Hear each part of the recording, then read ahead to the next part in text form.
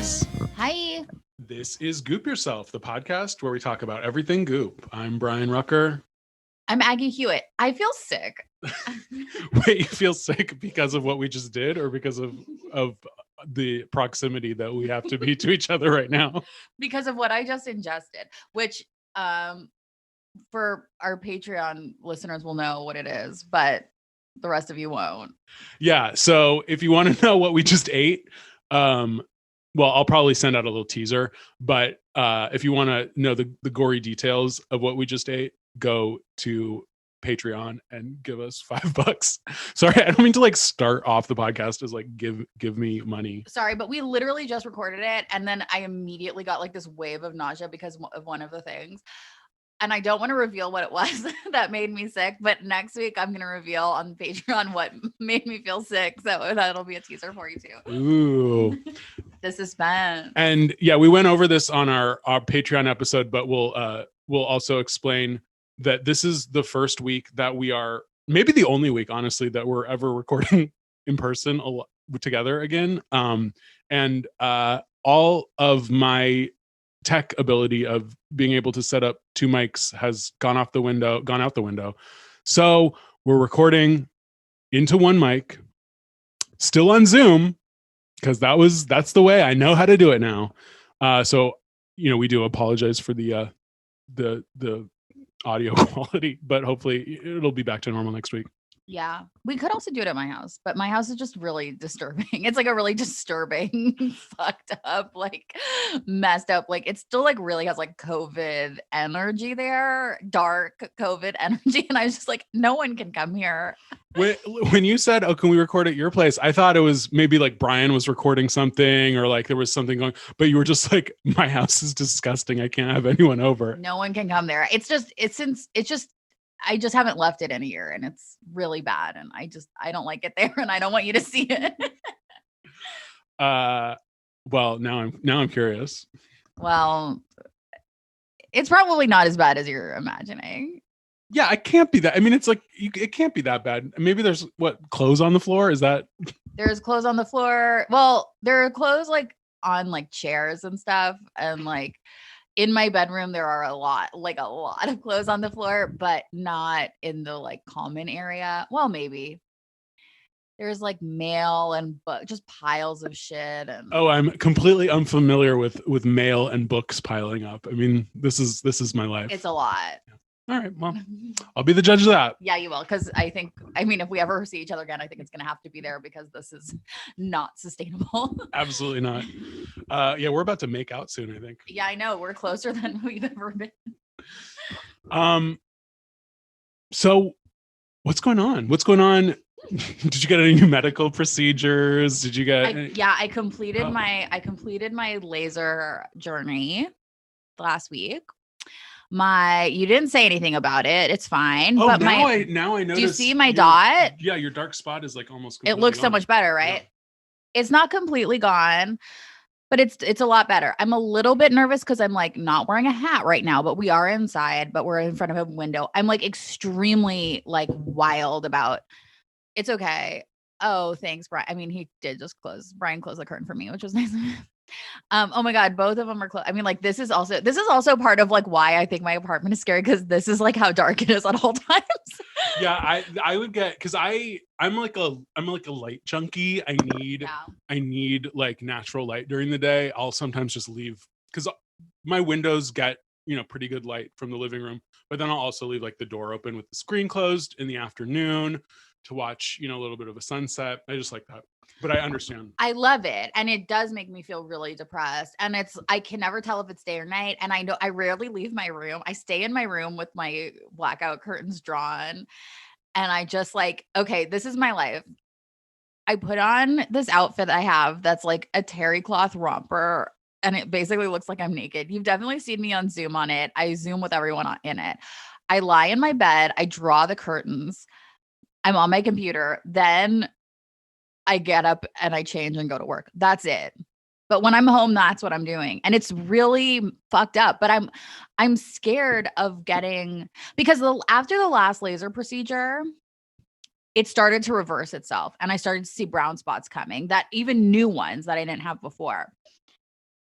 So I'm like, this was my last one, so I can't fuck this up, you know? So I'm really trying to keep it under wraps. No, I think that's probably good. It's like when we were teenagers, or I had braces and then I got my braces off and I was supposed to wear a retainer, and I wore a retainer literally one day of my life. And my parents were permissive and didn't bother me about it, which at the time I was happy for, but now I'm like, oh, I wish they would have, like, you know, I mean, it's like the old saying, spare the rod and spoil the child. And now I have crooked fucking teeth for the rest of my life. I don't think you have very crooked teeth. This is my bottom. Oh, yeah. My bottom are too. I wore my retainer more than one time, but it was like, I don't think I ever got like a second retainer. Like, I think I got my retainer and I was like, here it is. And then, you know, I just kind of stopped doing it. And that was that. But I feel like in a perfect world, like, wouldn't we still be wearing our retainer? Like, I feel like the way the spiel they gave me was like, you have to do this for the rest of your life. I mean, adult retainer people are kooky. And I don't want to insult any of our listeners who might be adults who wear retainers, but at a certain point, you got to just let life take its course, I think. You have to let nature take over, unless you're me, in which case you live in a dark hovel all the time because you're afraid of a brown spot returning to your face. Well, is there sort of a time limit of like, oh, after 2 weeks, after 3 weeks, my skin won't be as sensitive and I can venture out? Yeah, so it's been over a week. I think it was last Wednesday was when I got it. So I think the first 2 weeks are like the first week was definitely the most like intense, like it was like scabbing and flaking and stuff. Now it like looks normal, but I still no, it's like probably extra sensitive. And I asked the woman, like, when can I do X, Y, and Z? And she said, basically never. Like, you have to wear sunscreen and a big hat always now. And I was like, well, I should anyway, but like there are things like you can't work out. And I was like, well, when can I work out again? And she said, like, just give it a couple of days, which I thought I had to wait way longer. And I don't know. I mean, now I feel like there's no one in the world who can literally stay in the dark all the time. So, and with no sunlight. So I feel like I'm doing a normal amount of sun, right? Yeah, I mean, you're doing the best you can. Like, yeah, no one's perfect. You're not going to be a mole person living in the sewer grates of New York City. I'd like to be. There was a documentary about those people. Yeah. Now I don't remember. Well, I didn't get any medical procedures, but I did cook a goop recipe this week. That's really cool. I would like to do that too. What recipe did you cook? So remember last week on the newsletters, they had the like 12 like easy breezy weeknight dinners. Yeah, and you really enjoyed it. And I liked all of them. And one of the easy breezy weeknight dinners was this black pepper vegetable dish. Yeah, you were excited about it. It looked good, but it was based on GP's OG black pepper chicken recipe, which was I guess from Goop 1.0. From like a newsletter, from like a real newsletter. Yeah. A real newsletter. And that is what I really wanted, was the black pepper chicken. It sounded really good. So that's what I made.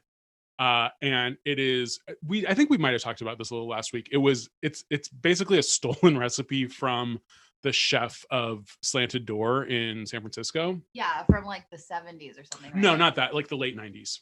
Oh, okay. Same thing. Yeah, sure. You're so young. What's the difference? No, just in terms of like recipes having like an energy. Sure. I'm trying to think of the big difference between the original Slanted Door recipe and the Goop recipe is Gwyneth used chicken breast instead of chicken thighs. Did you use breast or thigh? I did use breast. I was actually going to go Slanted Door and use thighs, except was doing my grocery shopping at Vons, which is I won't get into it here, but it was like a really horrible experience going to Vons. Oh my God. And but one of it was a horrible experience because of the fucking self-checkout thing that they insist on people doing. I hate self-checkout. I hate it. And it literally every 2 items it said they kept thinking I was like stealing things, and so the person, the poor employee, and it's such a horrible system. It's making employees obsolete. It's like you're losing jobs. It's terrible for the workers. It's terrible for the customers. It's terrible for everyone. Everyone hates it. Yeah. And also, I do hate that when like the thing keeps going off and you keep having to have the person come and it feels like I'm doing something wrong or like I'm making Yeah. a mistake or horror of horrors, like I'm pressing the button, like come help me because you can press it, which I'm Yeah. not. It just happens. I hate it. I never do self checkout if I can avoid it. So yeah, I went on like a Saturday morning and there was only one, they only had one person doing regular checkout. So pretty much everyone was doing self checkout. Anyway, boring story. I'm never going to do self checkout again. I'm hopefully not going to go to Vons again for a long time. But the other indignity of Vons, they didn't have any chicken thighs in the whole store. What? It's a supermarket. It's Vons.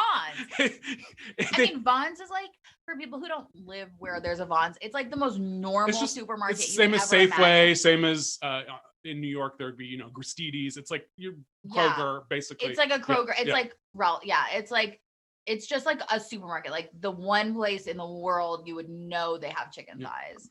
And they had a run on chicken in general. So they had no chicken thighs except for in the deli, like, or the butcher section, they had pre-marinated sort of like pollo asada, like Mexican style chicken thighs. Something twisted is going on in this world that you can't get a thing of chicken thighs and you have to go and get like a specialty chicken thigh situation. Yeah. Like, so I got a pound of those because that actually looked good. And I made that for a different recipe, but I can't do my Vietnamese black pepper chicken. No, I mean, you can't. Yeah. It would be ruined. And then, so my choices of chicken were either the disgusting, like family pack, like 99 cents a pound, like hormone addled chicken breasts. Yeah, I'll take two. That's what I eat. Or the like really fancy organic cold pressed whatever chicken for like $59.99 a pound. So I of course get the disgusting family pack because Gwyneth's recipe calls for 2 pounds of chicken anyway. Well, yeah, I mean, you're not made out of money. You can't buy that. Yeah. So I mean, I guess so. The moral of the story is Vons made me do the Gwyneth Paltrow version of the recipe. It made you healthier. It did, to some people, not to others. In the 90s. Oh yes, 90s for sure. Like no one. I think people went that whole decade without ever eating a chicken thigh. Yeah, I think people just like didn't eat fat in the 90s, and look where it got us. No, we're good. So yeah, other than that, it's like a pretty, and I guess I had like sort of Asian ingredients at home anyway. It's like you make the sauce, it's pretty simple. It's just fish sauce, rice vinegar, and brown sugar. And the one thing that makes it pretty unhealthy, I would say, is this sauce, it's 2/3 of a cup of brown sugar, which is a lot. For how many servings is it? I think it's 6 Gwyneth servings for big boy servings. It's 2 pounds of chicken. Okay. Well, I mean, so it's what is it? 2/3 of a cup? Yeah.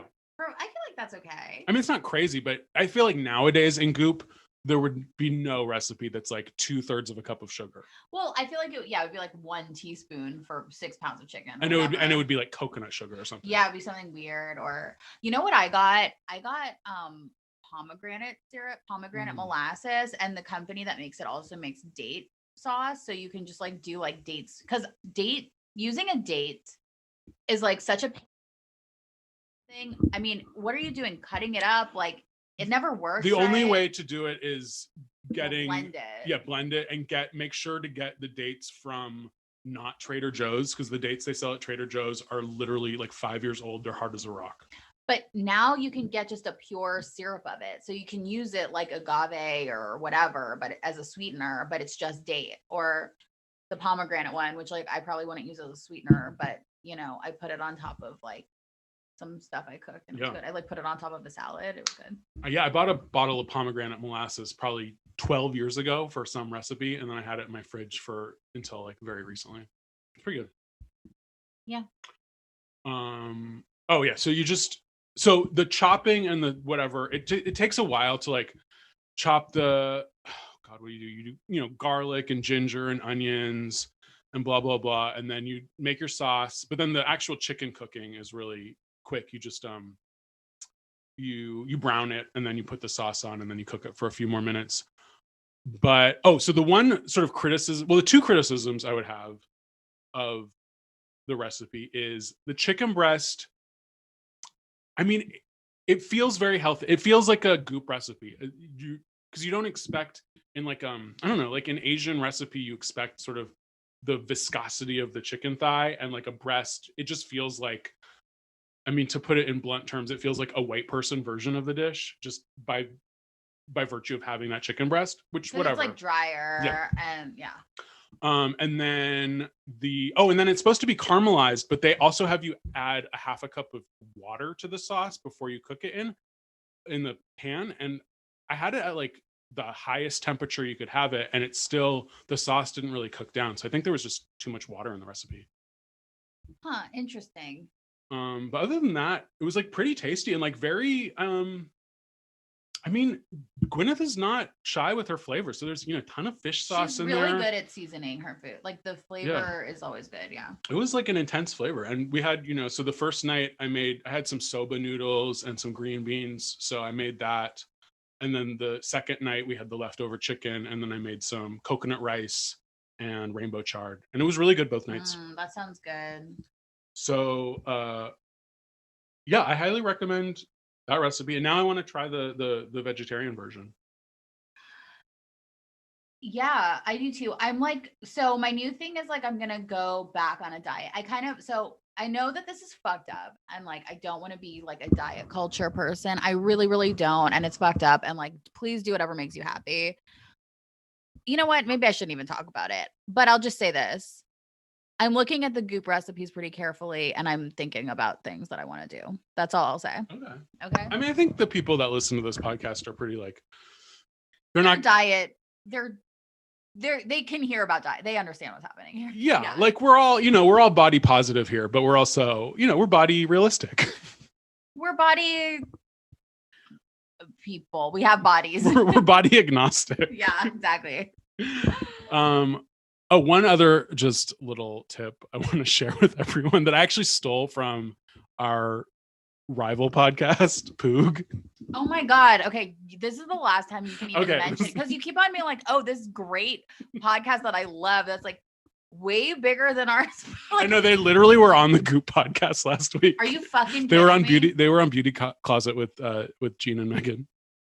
I'm so glad I don't listen to either of them. I'd be so. How are you listening to this? I don't know. They're just funny. Anyway, they were talking about broccoli sprouts and how it's like the number one food to prevent cancer. Oh, really? So this past weekend at the Atwater Farmers Market, I went to my sprouts guy and I got he gives me a deal. He gave me, I got like half a pound of broccoli sprouts, and you're supposed to eat them like a supplement. So a half hour before you eat anything else in the morning, you're just supposed to take like fistfuls of broccoli sprouts. Wait, but are they like, it's like a regular vegetable, right? It's not like it's like a sprout. It's like an alfalfa sprout or a bean sprout. Oh, okay. But you can't eat it like could you put it on like some avocado? Oh yeah, absolutely. That would be good. Oh, totally. But I think for the full health benefit, you're supposed to have it like on an empty stomach to get like the full sort of anti-carcinogen magic. But this is third-hand knowledge. I think this is basically Kate Berlant's version of something that Mark Hyman once said. So take it with a grain of salt. And I really do hate Mark Hyman. Yeah. That's one thing that Poog and I disagree on. Yeah, Mark Hyman is bad. Yeah, maybe we're not. Maybe we are different. I don't. Yeah, I think I'd like to think that we'll never be invited on the Beauty Closet because of our iconoclastic views, but it's probably just because of our they reach. Probably just don't know who we are. Yeah, which whatever. That's fine. All right, that's it. That's my personal information for the week.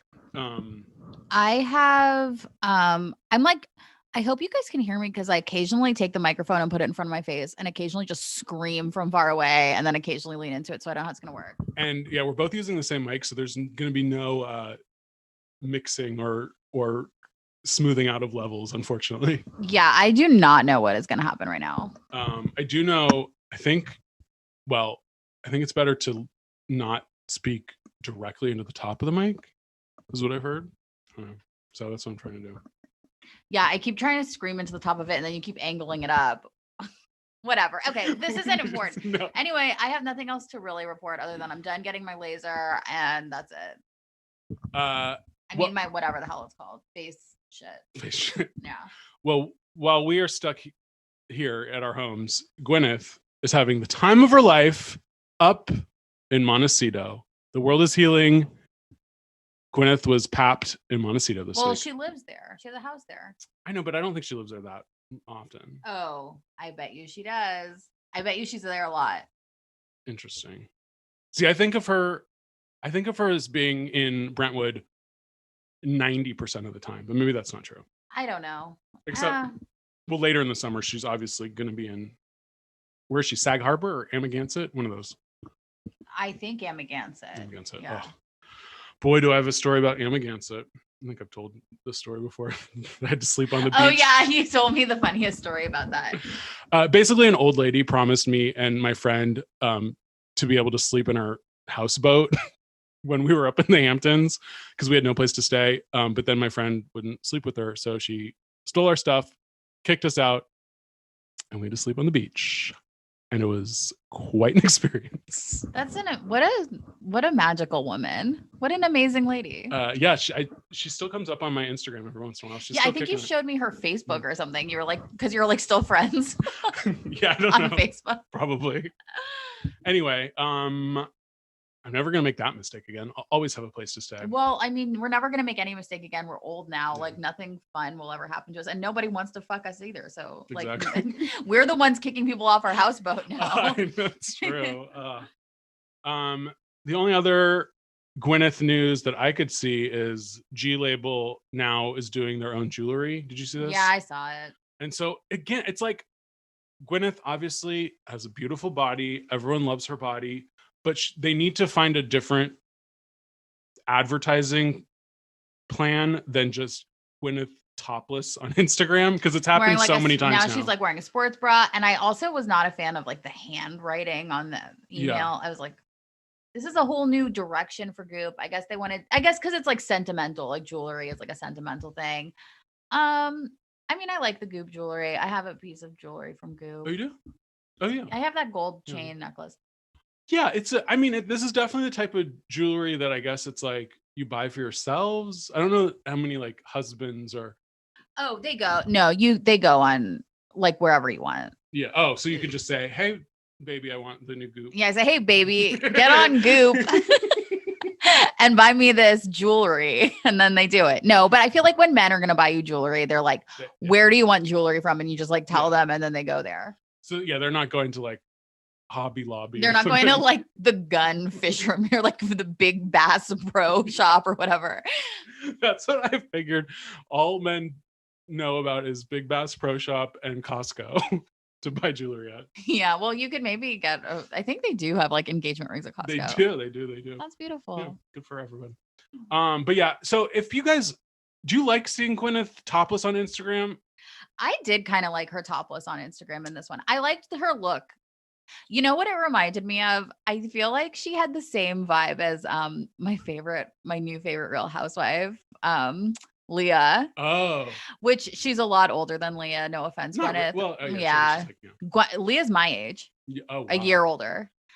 Yeah. Which makes me feel good, kind of. She's like 1 year older than me. Is Leah still your favorite this year? I feel like she's getting bad. Guess what? I only watched the first episode of it. Aggie, I mean, you're missing out, but you're mostly missing out by not watching the season of Beverly Hills because Kathy Hilton is just on another level.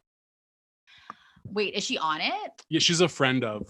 Okay. But she's just like, yeah, she's just completely kooky. One night she was just cozying up to Kyle in bed, reading multiple newspapers, cracking a Red Bull at like 1 in the morning. That's so cool. I love it. That's amazing. The Red Bull is good, but I also just generally like it when they read newspapers in bed, which I feel like is something that like I've seen Ramona Singer do. Yeah. But I feel kind of cool when I don't watch stuff like that. Like, oh, I guess I just missed it. I don't know. But it's all getting recorded. So maybe I'll probably like go home and like binge all of it now that I like remember. I'm so out of my mind. I never think about anything.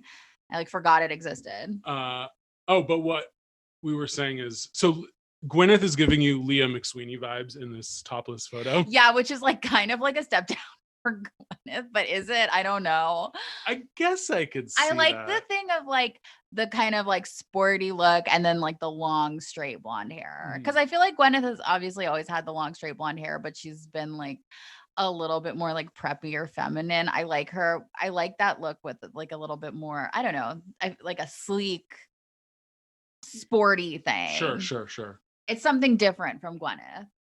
But I think the topless, it just seems like, oh, this is the easiest way to get a lot of clicks on this is, and it's like, I have no problem with using your body to make money. I'm pro sex work, but like I don't Gwyneth, it's like Gwyneth has so many other. Call this sex work. Well, I don't know. It's a fine line because you're using your body to make money. No, you're not. You're using your body to advertise, but the jewelry is what she's selling. But do you think husbands? So they've been to Costco, they've been to the bath shop. Yeah. They go home, they're clueless. They don't have a ring, and then, no, it's only. I think it's 100% for women. It's not for men. But the men aren't going on Goop's Instagram and saying, "Hubba hubba, I gotta get my wife this and ring." Then no, I seriously doubt it. I don't think they look. I don't think they care. I don't think they know what's on there. I think like. Well, I don't know. My experience is like literally like I find exactly what I want and I just say I like this or like something really unsettled like this looks cool or something like that and then like I get it for Christmas. That's like basically the extent of it. And I feel like that's how it is for a lot of men with jewelry. I mean, actually that's not true. Brian has bought me jewelry without me telling him what to do, but it's usually like some like antique thing or something. Well, ladies, are you going to get your husbands to buy you Goop jewelry for your anniversary or Christmas this year? Or I also would like hate to get Goop jewelry as a gift. I would feel like you got this from Goop. Like what? Well, for you, I feel like it would be sort of like like obviously, yeah.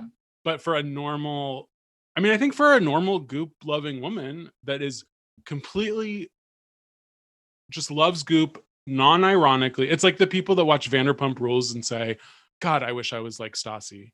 It's like these type of people. Do these people exist? I think they do. I think the sort of hate watch sarcastic or whatever sort of version of loving something is actually a minority for all these things. But you're probably right. All right. Shall we get on to the old newsletters? Yeah, we must. My cat is going insane because she can't leave the office. She's just staring at the door thinking, I wonder if it'll open soon. She's very dumb. I'm going to have to open the door. Okay. I think she seems smart and cute. Here she goes. She's gone. Bye. All right. She left, everybody. All right. So, what was your best of the week? I wonder if we have the same best of the week. Oh, you can see my notes. Oh, I can't. That's just your notes. Oh my God, you take so many notes for this. Oh no, this is just copy and paste the articles and then I highlight and I bold the things I want to talk about. I don't write all this stuff. Whoa. My best was the olive oil guide. Oh. So, okay. All right. So I guess it's not. I'm just going to preface this by saying that we did another podcast that included a full field trip. So like, I'm just going to be honest and say that I did read this newsletter while you were trying to figure out how to set up the microphones. So, okay, that is just on me. And I'm just going to like own that. So the olive oil guide, did I read it in depth? No. Do I love the existence of all olive oil guides? Yes. I think that having a really good understanding of what kind of olive oil you're purchasing is very important. I think it's important to get high quality olive oil. I've already done my work and I know what brand of olive oil I like. California Ranch. Of course. California Ranch is great. It's the only kind that's like, it's like the perfect price point and like the perfect, like whatever. I can't remember any of the deal with it. I know there's like, I have to actually read this guide, but I know there's like a thing where it's like, you have to find the date and make sure it was like packed on this date, and it's not common. It's literally like any other food stuff. There's an expiration date. Like that's Yeah. all it is. But isn't the expiration date and like the packed on date different or something? Like there are like different things you have to look for. I know California Ranch is supposed to be like the good one. Yeah, I think if you're getting California Ranch or you're getting any other sort of like nice olive oil at a reputable store, you're gonna be fine. But California Ranch is good because it's not as expensive as like expensive olive oil. It's like it's more expensive than like the supermarket brand, but it's not crazy. Yeah, like you can get they have like a blended, well they actually like their affordable version olive oil is blended with non-California olives. It's like a combination, but it's still really good. I don't care. I just want it to be whatever the good. Like I said, I did my homework a long time ago, and now I'm just coasting on the work I did then. So this was my worst of the week, this olive oil guide, only because, and maybe it's me, but I'm like, we've been over this for the past. No. I strongly disagree, because when is the last time you've seen one of these in here? I need a refresher. Like, you can't just do it once and walk away. I think it's been 4 or 5. It's been at least a year, maybe 2 or 3 years since I've seen an olive oil guide. Sorry to disagree. No, maybe in Goop it hasn't been there for a few years, but I feel like it's like any sort of food literate person. It's going to be in Bon Appetit. It's going to be in Food and Wine. Like this olive oil guide. It's not complicated. It's like you get like good olive oil that isn't expired, and then you put it on food. And now it's like, there was a time, sort of like the cast iron pan of like, they're saying you can never wash it or whatever. There was a time where people were like, oh, never cook with your olive oil. But that's a lie. I hated that's that. A lie. And there are a lot of people who still do it, especially in the health world, in the health food world, because this is the reason that it happens. These people will get like a cult following for like some sort of like health food person, and they'll hear it once, or they'll like read in a book once, and then it becomes like I'm talking about Whole30. Like, it becomes this thing that gets repeated over and over again. Never cook with it. And I totally disagree with that. I think things taste great cooked in olive oil. Yeah, I think you shouldn't like deep fry stuff in olive oil and like cook it like to where it's smoking. But yeah, like you of course you saute stuff in olive oil. Of course, like you're insane if you don't. But I guess I don't know, maybe I'm just too knowledgeable about olive oil, but there wasn't anything new in this for me. I was like, but there's nothing new, but I appreciate a refresher. Okay. Because I just don't have this. I'm not walking around. I'm always like, oh God, I forgot whatever I learned about olive oil.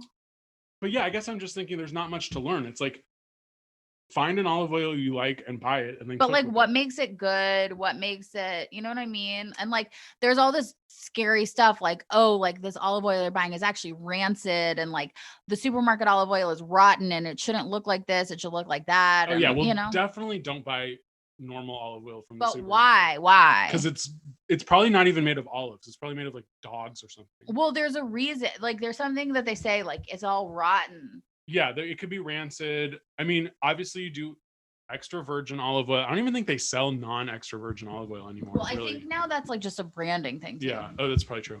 And like the olive oil that Goop is selling is like insanely expensive. Of course, it's like $75 a bottle. I do like California Olive Ranch. I have to say, lately Trader Joe's has been stepping up their olive oil game. There's 2 Trader Joe's brands that I really like now. There's a Tunisian olive oil that comes in that sort of like metal tin that's really good. Yeah, I'm familiar with it. And then the new one that I'm using now is an unfiltered organic Spanish olive oil that is, like $12 or whatever for a big bottle, and it's like really sort of spicy, which I like, and it doesn't have any of that rancid flavor. Yeah. See, yeah, it has to have the harvest date on it. Okay. Because that's important to know. Sure. Because if it doesn't have the harvest date, I'm just gonna spitball here. Maybe there's like preservatives in it, keeping it like good artificially when it should have gotten bad already. Yeah, I don't know. I mean, I'm sure like the cheaper olive oil is probably, I don't know about preservatives, but they probably like do something to it to make it stay good. I don't know, but I know that that's like important. I don't know. Anyway. Well, everyone loves olive oil. Some people might find this article illuminating. Others might find it redundant. Meow, Brian. Okay, my best, and this is not to say that this specific article or question was the best. I'm just sort of excited about this new feature that we're seeing on Goop called Ask a Therapist. Because we all get advice from Jean, we all get advice from Gerda. Some of us might get advice from Allie. Some of us might even get advice from Caitlin. But therapy is something that is really expensive for most people, and now we can all have it for free because of Goop. There's a young gentleman by the name of Carter Stout, who I think has definitely been on Goop before. He looks like a Carter Stout. Yeah, definitely. Very intense stare at the camera. He is an addiction specialist. He has been in recovery for 15 years, and he answers a very raw question that I think What's the question? So this is from Isabel M. And she asks, over the course of the pandemic, I developed some new problems with substance abuse that I didn't have before. It started as a way to cope, but it went too far. I'm working on getting sober and I'm doing well. How do I make sure it lasts?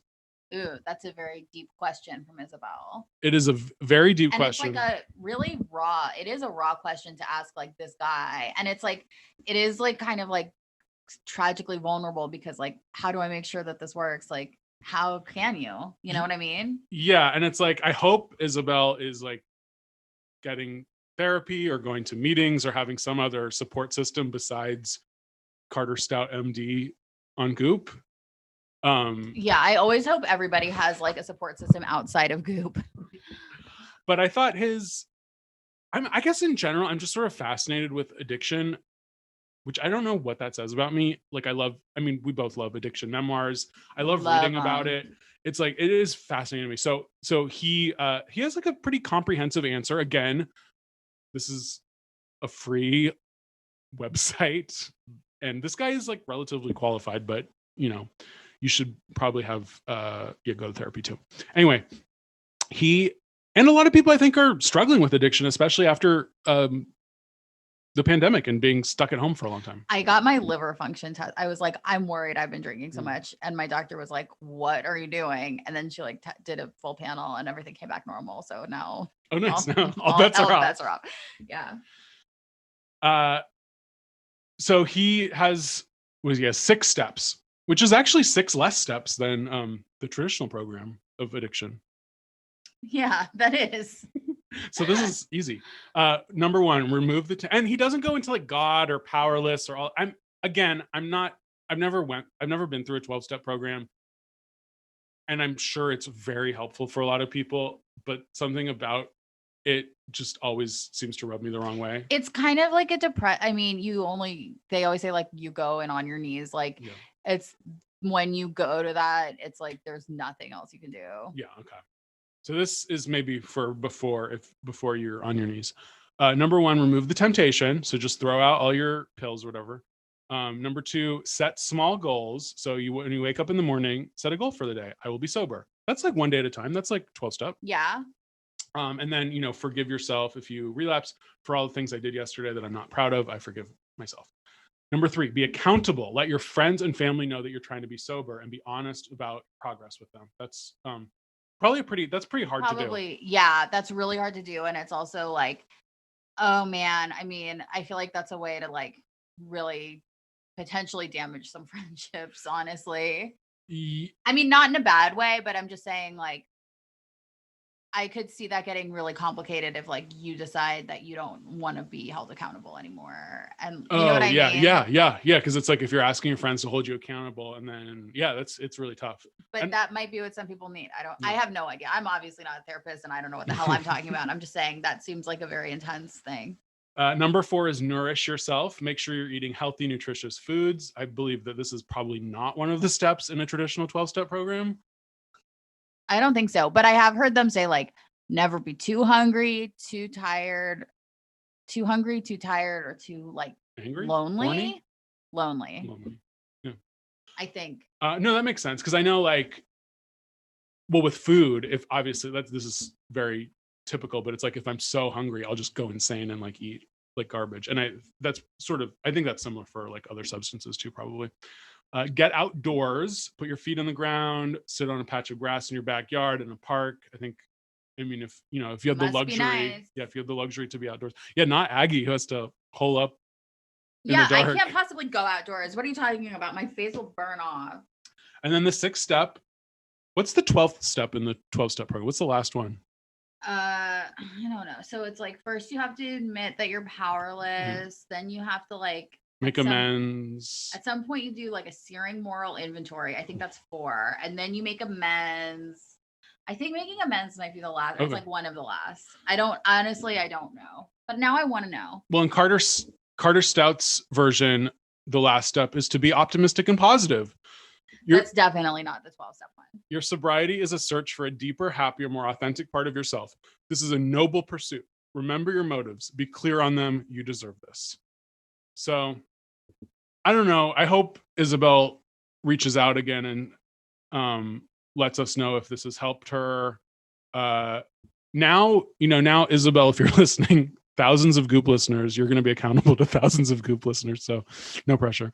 Yeah, we'll hold you accountable. I do think that this is cool, and I'm like, if Isabel's a real person, I do think that that's like really cool to just say like, I need help and like send it to somebody. You know what I mean? Just like put it out in the world like that. Yeah. You know, and see what kind of support you get, and hopefully this is like she feels supported by this response. Because for Isabel, and if she hears this, that she feels supported by us too. It's probably not like, oh, she needed to hear from Carter, but it is that part of that being accountable. And it's maybe easier to like write a semi-anonymous letter to Goop about it than to like talk to your loved one. So then to actually tell your friends like, oh my God, I'm fucking up. Like I need help.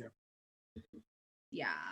Oh man. Yeah. I was thinking about like the pandemic, and luckily I'm at a sort of place in my life where I didn't have as many of those triggers, but I can imagine like 10 years ago, if the pandemic happened, I don't know, like, I would have gone completely crazy. I think I think some people, I think it's really interesting how different people handled this pandemic and quarantine, and like people had just wildly different experiences like obviously people had different like personal experiences with like if they knew someone who got sick or got sick themselves or something, but like there were also just like people just reacted in such different ways to quarantine. That's what I'm talking about. Yeah. All right. So what was your worst? Okay, like my worst, I can't find it anymore. And now I'm thinking I like hallucinated or something. But there was this thing. So my worst is just like just Western medicine. Whoa. Which isn't my real worst, but there's this piece that now I seriously cannot even find, and it's called How to Bring Your Hormones into Alignment. Oh no, that's real. I remember seeing that. Where is it? It's somewhere. Now you have to help Let's see me if I can find it. Oh, look, how to potty train your kid. God, there's so much information on this miraculous wealth. Oh, that's right there. See, I think I kept skipping over it. It was it's the latest, hot off the presses, the latest article from Goop. And so the deal is with this. Okay, so here's my problem, and I've told you all about this before. So my endocrinologist gave me the cold news, the cold hard reality, which is that I don't have PCOS. I have all the symptoms of PCOS, but I don't have the hormonal like results of PCOS. So now I feel like one of these people who would like go to Will Cole and say like, what the fuck? Because my hormones are right. I mean, I'm never going to do that, but like my hormones are all imbalanced technically. And I know what Will would do. He would want me to keep getting them and see what the changes are. But I've had this diagnosis for years. Anyway, this person is like, you don't have it. Then my doctor, my like regular doctor was like, it's a complex, I talked about this the other week, but like, it's a complex diagnosis. And there are like all these different, like different doctors have different opinions about it. And some think that like, you need this hormonal thing. Other people will do it based on the symptoms alone, because if you're experiencing this group of symptoms, then like you basically have it. Anyway, I feel like because I'm not getting help from the medical establishment, I'm going to have to go to a lady like this, like Dr. Aviva Ram, MD. Well, she is an MD. Yeah. But she's a doctor, herbalist, and midwife. She's a special MD. Yeah. A special MD that wrote a book She says your menstrual cycle is your sixth vital sign, and the length of your cycle, the heaviness of our flows, and the signs and symptoms that pop up along the way can tell us about something. So it's like, yeah, Miss Endocrinologist, I guess I don't need your fancy damn test. I can just read the signs in my underpants and I'll tell you what's going on. How about that?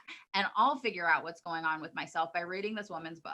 There you go. But there is something about her that freaks me out a little bit, makes me a little sad. Like, she doesn't feel like someone that Gwyneth Paltrow like actually like is obsessed with and like covets, like Will Cole or something. She just feels like someone who's a little more pay to play, or like, you know what I mean? So I'm always wary of people like that. Maybe when she's back in Goop 2 or 3 times, I'll start taking her seriously. Yeah, this does seem like her publisher or her agent or something reached out to Goop and was like, hey, Like, I have a hormone book. Someone was Yeah. like, oh, we've got to get you on Goop. And Yeah, she's yeah. like, now for the rest of her life, going to be like, I was on Goop. But it's like, you Yeah. have to be back more than once. She doesn't seem like she's in the Gwyneth orbit. She's not in the really. inner circle. No. She's a New York and Massachusetts based board certified family physician with specialties in integrative gynecology, obstetrics, how do you say that? And pediatrics. Okay. So she's like a gynecologist. Yeah, she's like an OBGYN. She's like that's okay. So this is what she needs to do. She's an integrative gynecologist. I want to see Lincoln Douglas debate, Aviva Rome, Jen Gunter, go. That's what she needs to do if she wants to get back on. Because Gunter's always like, oh, no one's as qualified as me. No one's an expert like I am. Well, Aviva Rome is literally an MD in gynecology, same as you, Jen. So let's hear it. Yeah, 2 doctors, right? Because that's Jen's ace in the hole. Yeah. Well, I'm a doctor. Well, you know what? So is Aviva Rome. Okay, she's actually an integrative doctor or something. She's a doctor too. Yeah. All right. And she Yale School of Medicine. Ever heard of it, Jen? Yeah. Where did Jen go? Canada? Yeah, Toronto Community College. I don't know. I literally went to like the worst college in America. But that's fine. Okay. And actually I like my college. Okay. Yeah, she's a midwife, an herbalist, and an MD. So suck it. Like this would make Jen's head explode. So Aviva, University of Arizona Integrative Medicine Residency program. I wouldn't put that on the resume first, at least. That's where David Foster Wallace went, but not for that, for, right. But Aviva, Dr. Rome, if you're listening, this is what you need to do to build your profile, is to reach out to Gunter, get her to respond to you, and start fighting like women should. I would love, where is there like a Twitter war between these two? Maybe. Yeah, I need to, maybe I'll start following Dr. Rome on Twitter, and then like I can maybe link them, set them up. Yeah, like, yeah. What are your thoughts, Dr. Gunter? What are your thoughts, Dr. Rome? But like, yeah, there's a space. There's a space for you. There's a place for you, Dr. Rome. And we're into your thing. Yeah. We want to support you, especially if you go against Gunter. Against her. Yeah, we'll be right there with Fight her. So yeah, my worst was the olive oil. And then also I want to give a special shout out worst to that fucking potty training article, just because, and again, I'm not a parent, so I'm sure this potty training article was really informative. Tell me everything. I didn't read this, but I have to say, and I don't want to get into too much detail, I'm not a mother, but I am currently in the process of helping a person potty train. Oh, okay. So maybe this will be useful for you. So I have to say this again, I don't want to judge anyone's face, but this potty train expert is a little, kids in the cabinet Wayfair tingles sense. Wait. What? I hadn't said anything at all. Okay. I don't want to make any accusations. Okay, so I'm looking at the guy's picture. But I'm feeling a little like I need to join QAnon after looking at this guy. Like you need QAnon to come to the rescue. Yeah. I need QAnon to the rescue. I need there's a little Pizzagate stuff happening. That's all I'm gonna say. Harvey Karp. Okay, and then it's like, I'm sure this is great advice, but the opening paragraph was so shocking to me that I woke up like 7 a.m. to start to read Goop, and it was the first thing I read, and it was like too much. As I opened my eyes, I read, when you, the first question, what makes toilet training difficult for a child? So I think I'm gonna hear about that, but no, he's just going right to it. When you feel like you have to go to the bathroom, it's because the muscles of your intestines are starting to contract a bit. They know they're overstretched and need to empty themselves out. When you go to the toilet voluntarily, you squeeze your stomach muscles to create a force to help push that poop out, like squeezing a tube of toothpaste. But you Oh my also have to God. relax the anus at the same time. It's like taking the top off the toothpaste. If you don't open the door, nothing's going to come out. That's not the easiest thing in the world for children to learn. It's like patting your head and rubbing your belly at the same time. And so I'm reading But this. this is what I don't understand about this, because they know how to poop. Well, They know that they know like they're pooping. You know what I mean? yeah, Like, but I think it's like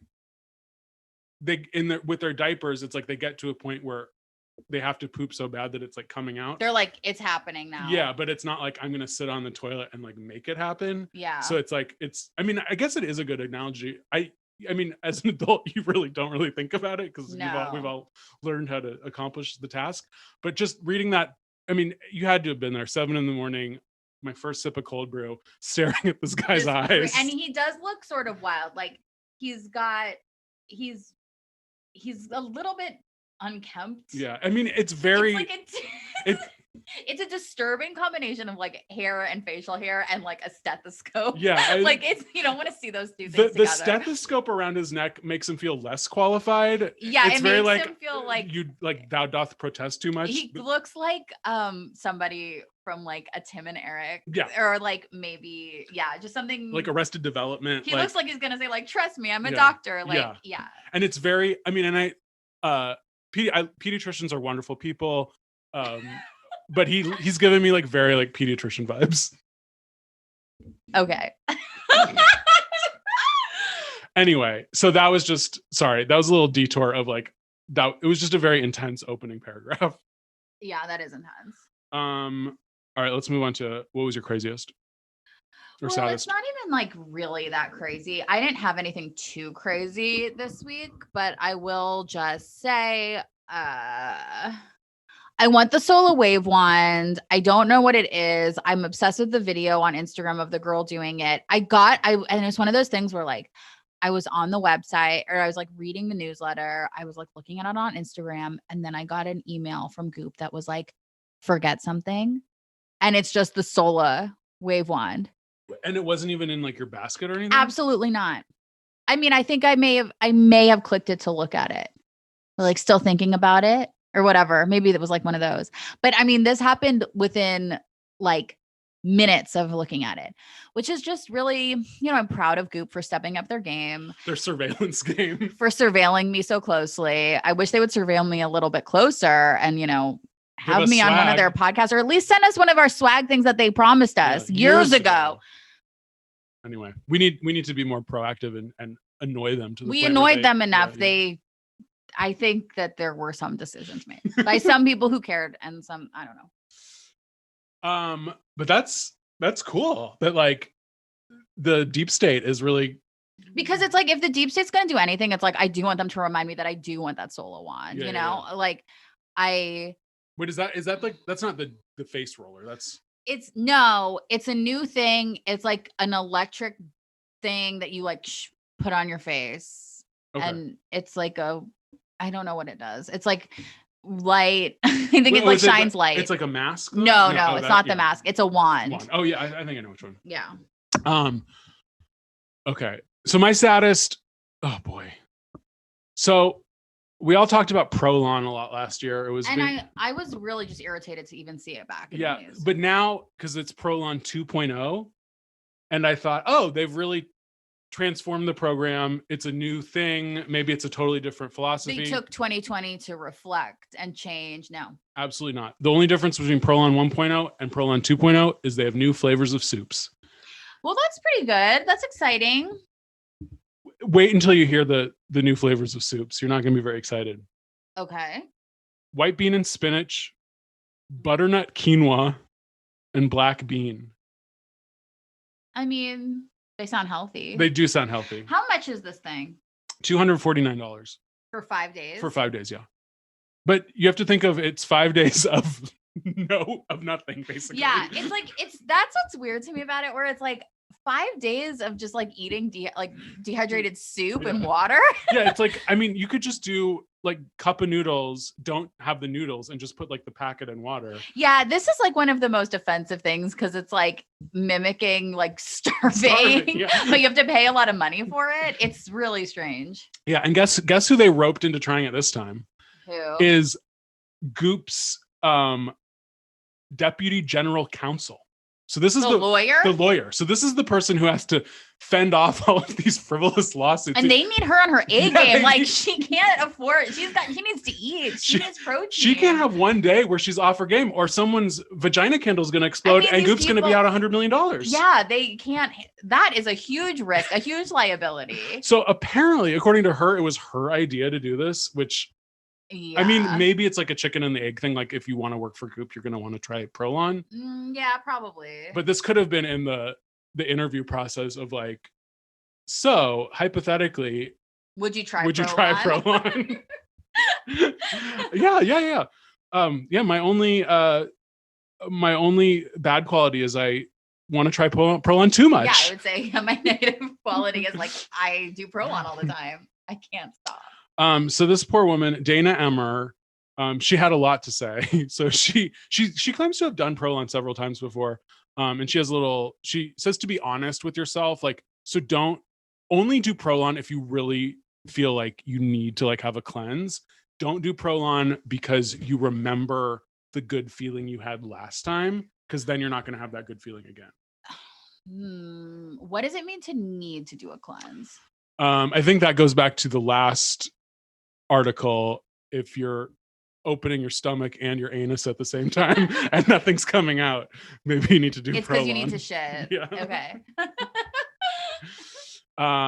So number 2, don't worry, caffeine, you can, I don't know if this is Prolon 1.0 and 2.0 or just 2.0 now. You're allowed 8 ounces of black coffee or 16 ounces of tea in the morning. Wait, why 8 ounces of coffee or 16 ounces of tea? I mean, these are the big questions. Is ridiculous. I'm drinking 16 ounces of coffee. Well, I'm also not doing it. Yeah. So this woman is, I mean, she's on 0 calories, very little caffeine, and she has to fend off all these lawsuits every day. This is tough. Yeah, she must have lost weight. Yeah, well, but also she usually does 45-minute Peloton workouts, but during Prolon, she went down to 20 minutes. Oh, here's another fun fact about Prolon 2.0. You're allowed to add up to 1 teaspoon combined of salt, herbs, and spices to any of your soups. 1 teaspoon combined? Yeah. I wonder if that means per meal or per day. Probably per meal. But I'm like, why are you outsourcing your spices? Like, shouldn't that be part of the packet? Like, you're the ones making the soup. Well, you know it tastes like shit. Shit, yeah. So add it their own. But it's like, and there's probably someone who's like, I can't have the sodium. Oh, that's yeah. But that doesn't. Well, I don't know. That's probably enough, right? Yeah, probably. But it is weird. It's like dried herbs. Yeah, I'm sure it's enough, and black pepper. Yeah. And then this is the very limited experience I have on a cleanse. I do agree with this. Make low key plans if you can. I think, or my impulse was like, okay, if I'm gonna have a 3-day cleanse, I can't do anything during these 3 days. Yeah. But then those 3 days become the longest 3 days of your life. Yeah. I always think that stuff works better if you're like distracting yourself and you're out and you're like kind of keeping busy. Cause like, I feel like I've had a lot of days where I've like kind of been on a cleanse by accident because you just like don't really think about it. And I feel like that's what you want to try to achieve. I don't know. Yeah. And then the last couple pieces of advice, don't make anything for your kids that you're going to crave. So she said like she just gave her kids broccoli tots for the whole 5 days, and so they were on a cleanse too. I mean, that sounds horrible. Yeah. And then and then of course the last one is, after the cleanse we went to the donut shop and I didn't even want a donut. That's what they always say. And it's like, yeah, you're not gonna want one for a couple of days because you're like used to this other thing. But then within a week you're gonna want one. You're gonna binge. Yeah. As soon as you have one, you start binging. Yeah. So nothing really new here except the flavors of soup and the fact that Goop is really rolling the dice by making their lawyer do the shit. Yeah, I know. Wow. I mean, what a power move. All right, what would you try? Well, don't tell my doctor, but I want to try this mango margarita from the Instagram. Oh, fun. Did you see it? Uh, I thought it looked I did. good. I don't know that I Hang saw on. that one. Let me pull her up. Yeah, but I Doesn't it look good? Oh, the watermelon margarita. That's what I just said. You said mango. No, I didn't. We'll roll back the tape. I swear I said watermelon. I'm pretty sure you said mango, but oh my God. only one of us is right, and It's all like of you know. Yanny. That's funny. That's exactly what my try was. Oh my God! Wow. The- Well, we yeah. got one. Yeah. This is. I mean, now my new sort of protocol is to check Instagram like I do the newsletters, and Yeah. there's good things like this watermelon margarita wasn't in the newsletter. No, and this is like a totally normal recipe. Also, like it's not. I mean, yes, it has agave, and yes, it has real watermelon. That's fine. It doesn't have like juice or soda or something like that. But I mean, it's like a good recipe, good looking recipe to me, right? And yeah, like all you have to do is buy a watermelon, and I mean, I should hope that you already have tequila in the house, but if you don't, get some tequila. Yeah. But other than that, well, the only weird thing that I'm like, this seems like a little overly complicated is they want you to make an agave syrup by combining agave nectar with water. It's like, isn't the whole point of agave nectar is it already like mixes with things? Like I don't need to thin it out. Also, to be perfectly honest, I bet you that this watermelon would be sweet enough without having to even add agave. I would, yeah. I think if you're a real cocktail drinker and you're a daily cocktail drinker, you're not adding, I mean, hopefully you're not adding sugar to all your cocktails. No. So I think we could do without the agave syrup. I don't think you need it. No. But yeah, so I really wanted to go to Hawaii, and obviously I can't. I just don't have the money to do it. But the next best thing at Vaughn's, the one silver lining on my Vaughn's trip is they were selling cartons of Pog. So I got. Oh, it's so good. I have some if you want some after the podcast. I'll have a little trip to Hawaii. Yeah. But like nothing transports you to Hawaii more than Pog. So I've been actually making at night some Pog margaritas with my mezcal. Ooh. I bought Oh, at that Trader sounds Joe's. good. Really yeah. All right. What would you buy? Okay, buy is the face mask, the LED face mask. This is mine too. Really? Yeah. I want it so bad. I mean, I know I would look like Patrick Bateman. That's fine. I want my whole face covered in this. I don't really understand. It helps minimize line, clear break. I'm just reading what you said.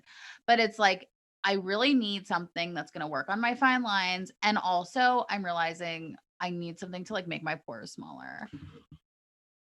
Sing it, sister. Because my pores on my nose, and I've been to like a dermatologist, and it's always the same answer. There's nothing we can do. Well, you got to get this thing I got. It does make your pores really? smaller. Yes. And also you have to start I know you're getting the Retin-A now, but I just got the new, I just started using before I haven't used it in a while because I'm getting this treatment, but now I'm going to go back to it. I started to use the retinol for younger people. So it's not as good on the fine lines and wrinkles. It's like a resurfacing. So it does the pores. I don't know. I'm going to try it. Okay. Well, that sounds interesting.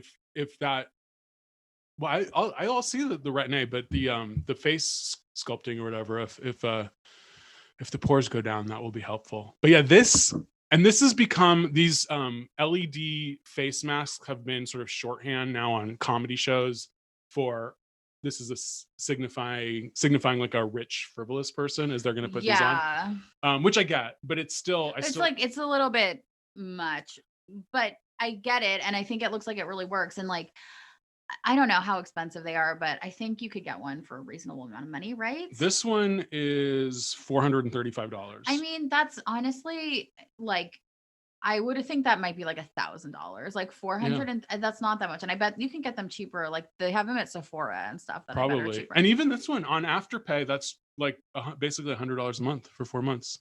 You never even notice. No, you would never notice it. And just think like, would you pay $100 a month for like a treatment program? You know, maybe you would, maybe you wouldn't. I don't know why I'm trying to convince you to buy this. No, I'm sure I won't buy it. But this also caught my eye because each of these treatments on this article, they pair with a certain thing, like a serum that Goop sells, and this one was the one that paired with Vintner's Daughter. So now I'm like, perfect. I'm not getting enough out of my Vintner's Daughter unless I slather on the Vintner's Daughter and then slap on the LED thing. Then only then will I have the Fountain of Youth. Then you'll be perfect. You'll be the perfect person. Oh, always one more thing. Yeah. But yeah, these things do look I mean, they've done them on Housewives with someone. They just did it on Hacks with her doing this mask. It's like I get it, they look yeah. stupid, but it's like, come on, like you have to look a little stupid if you want to see some results. I mean, look, do any of us look good when we're trying to put some sort of face mask on? We always, it's like, No, that's part of the charm. Is like you're putting on your face mask and you look like an idiot. although again, I will probably not buy this. No, I don't. This isn't even something that I would. I mean, it is the thing I would buy, but I'm thinking. I mean, I guess if I was very wealthy and it like literally $435 meant nothing to me, maybe I would do it. But this isn't even something I would like ask for Christmas. I would feel too like it seems like just such a waste of money. Like I could actually get a flight to Hawaii for about $435. Yeah, I mean, you could go on vacation. So, well, guys, thank you so much for bearing with us. We haven't, guys. Oh my God, this feels like a really crazy one. I know. Well, next week we'll learn our lesson and we'll continue to record remotely until I can figure this shit out. I can't wait to find out if I said mango or watermelon. I mean, if you said watermelon, that means that I have Alzheimer's. But what if I said mango? But I think when you say something yourself, I feel like I misspeak all the time myself and I don't notice it. Yeah. If you're hearing someone else, yeah, then there's something wrong. There's something wrong. All right, so we'll find out. Yeah. We'll see who's more mentally ill. Like when before we were recording, we were talking about restaurants, and I said Vietnamese when I meant Armenian. Yeah. And there's no way I would have caught that myself. Right. But if you thought I said the other one, that would then have been an issue. I would have had a problem. So I hope to God for all of our sakes that you said mango. Me too. All right, me too. Okay. All right. We'll see. Okay. Bye, guys. Bye.